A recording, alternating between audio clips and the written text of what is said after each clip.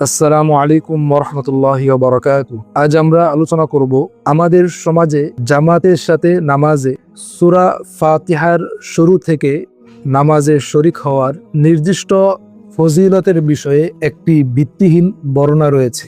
এই বিষয়টি নিয়ে আজ আমরা আলোচনা করব। সেই ভিত্তিহীন বর্ণনাটি হলো, যে ব্যক্তি ইমামের পিছনে দাঁড়িয়ে সূরা ফাতিহার শুরু থেকে শেষ পর্যন্ত শ্রবণ করে, সে ওই ব্যক্তির মতো হয়ে যায় যে ব্যক্তি জিহাদের শুরু থেকে শেষ পর্যন্ত থেকে জিহাদের পূর্ণাঙ্গ সওয়াব লাভ করে। জিহাদের শুরু থেকে শেষ পর্যন্ত শরীক থেকে জিহাদের যে সওয়াব পাওয়া যায়, যে ব্যক্তি ইমামের পিছনে দাঁড়িয়ে সূরা ফাতিহার শুরু থেকে শেষ পর্যন্ত সূরা ফাতিহা ইমামের পিছনে দাঁড়িয়ে শ্রবণ করে, এই ব্যক্তিও ওই ব্যক্তির মতো পুরো জিহাদে শরীক থাকার ফজিলতের মতো সে ওরকম ফজিলত অর্জন করে।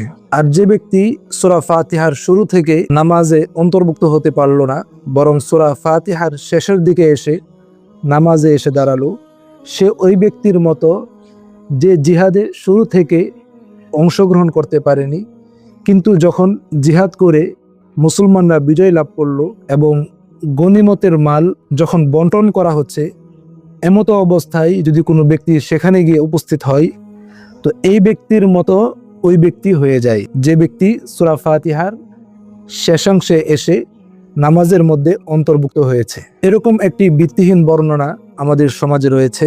আসলে জামাতের শুরু থেকেই নামাজে অন্তর্ভুক্ত হওয়া, ইমামের পিছনে দাঁড়িয়ে পরিপূর্ণ কেরাত শ্রবণ করা, এটা অবশ্যই ফজিলতের বিষয়।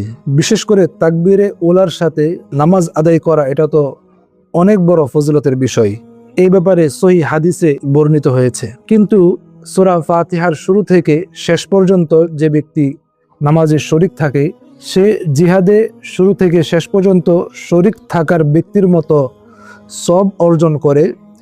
এই ব্যাপারে যে বর্ণনাটি রয়েছে, এটি একটি ভিত্তিহীন বর্ণনা, এটি একটি বানোয়াট হাদিস। এর কোনো নির্ভরযোগ্য সূত্র পাওয়া যায় না।